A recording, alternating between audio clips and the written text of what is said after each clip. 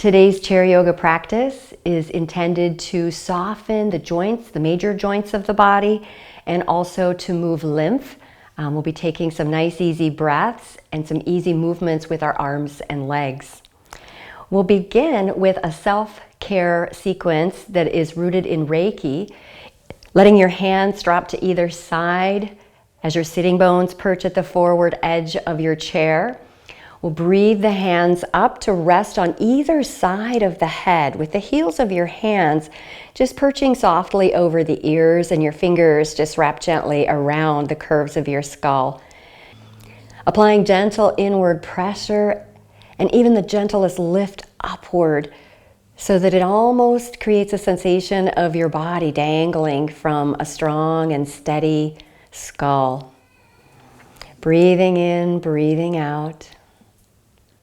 And as you exhale, we'll begin transitioning the hands to rest one in front at the forehead and the second hand to rest just cupping the back of your head.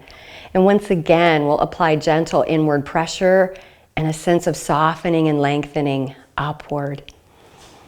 Take a deep breath. With your next inhale, leapfrog the hand from behind your head over the top of your head to land upon your heart. Gentle inward pressure. Pausing here just long enough to feel a sense of safety and comfort arise. And then we'll leapfrog the hand resting on your forehead to rest to your lower abdomen.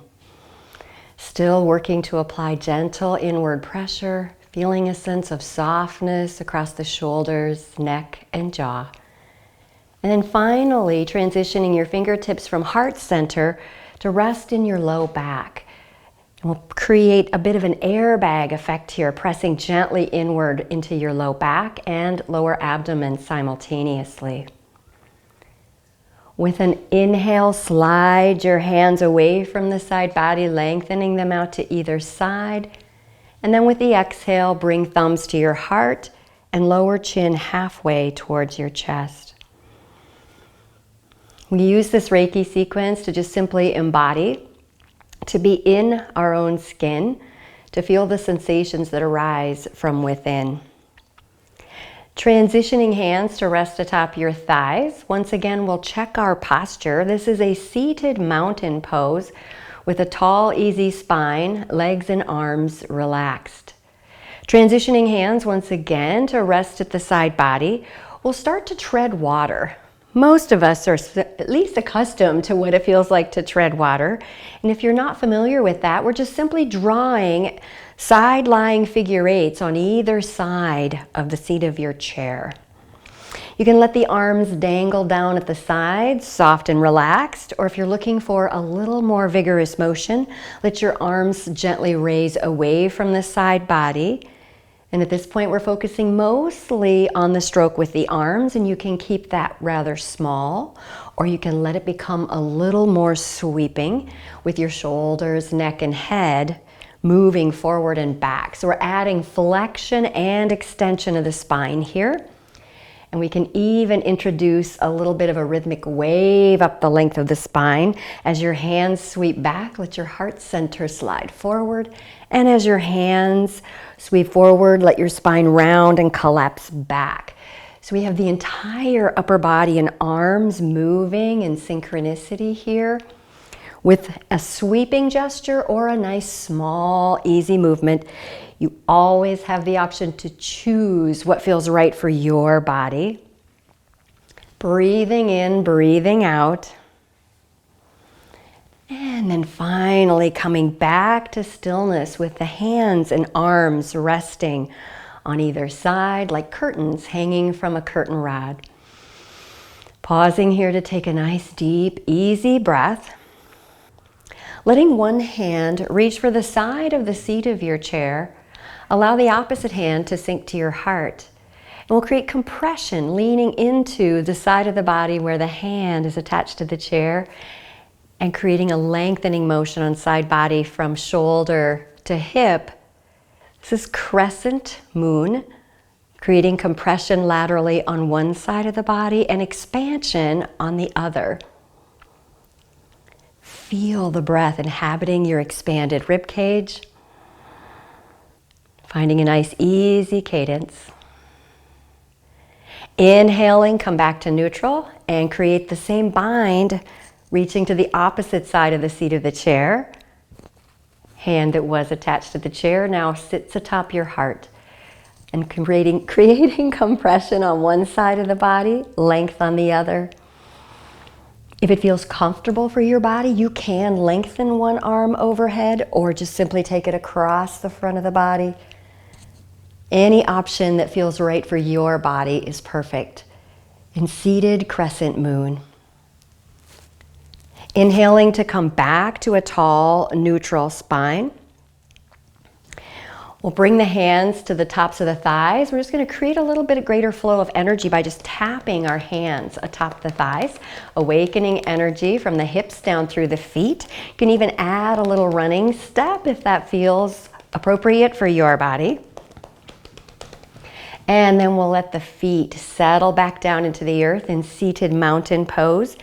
And we'll use our core strength to pick up one footprint and lengthen that leg all the way forward.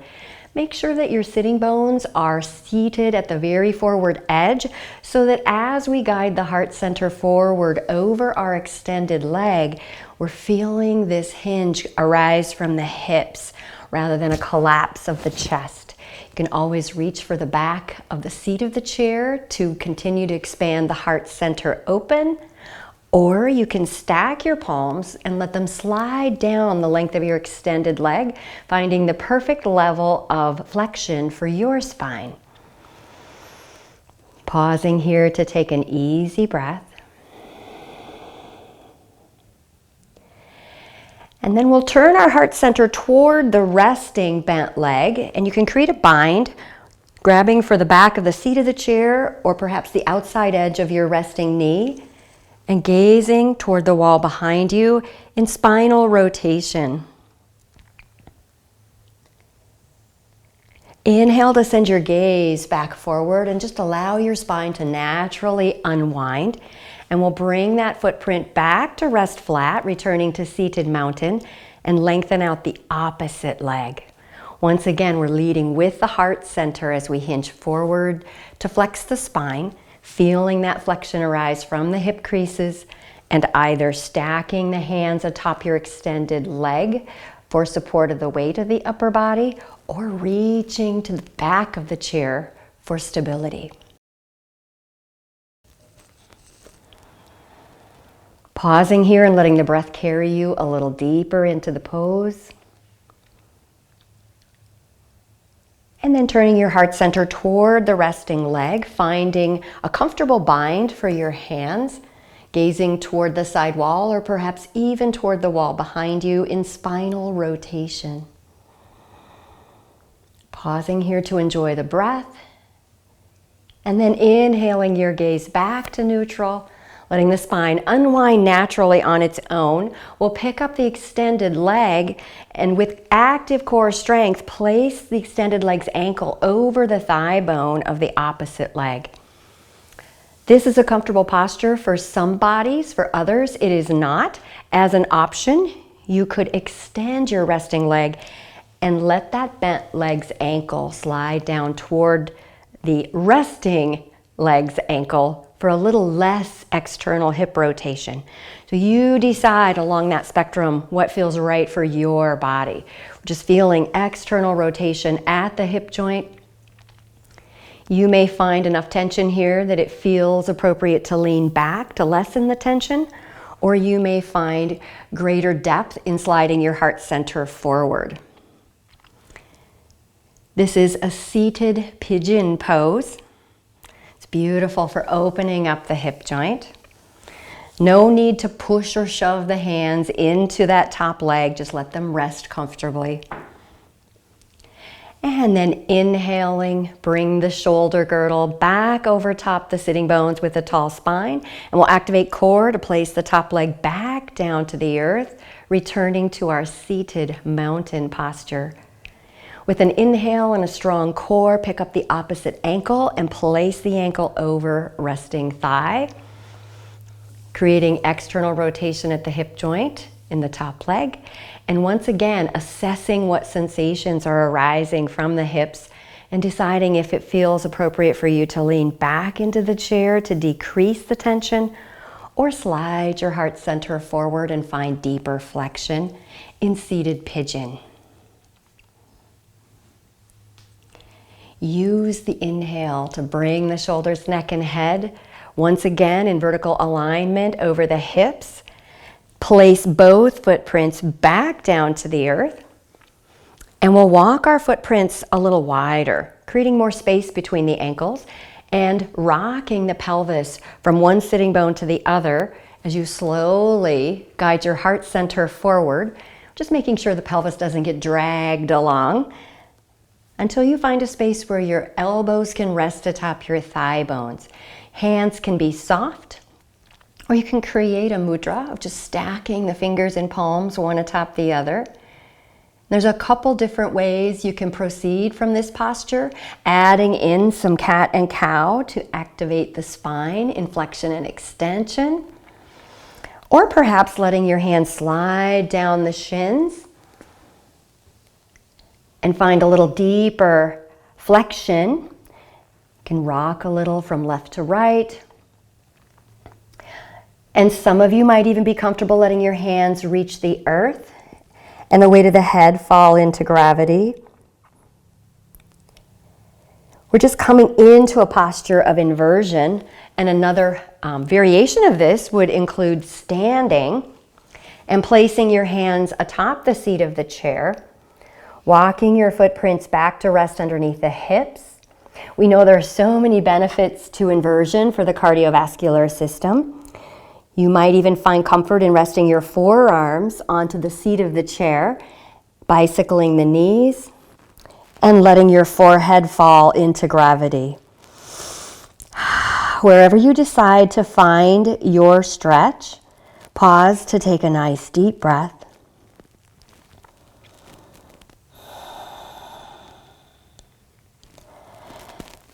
And then we'll come back together, seated on the chair,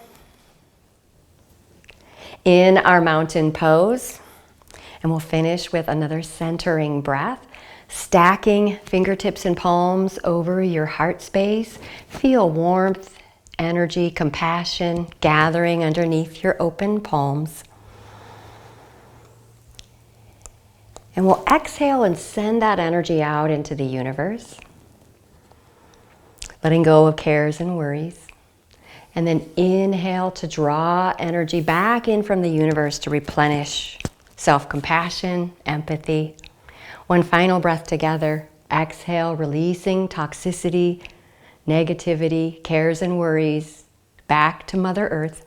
Inhale, drawing energy in, filling up your energy bank, reflecting warmth, compassion, and empathy into self.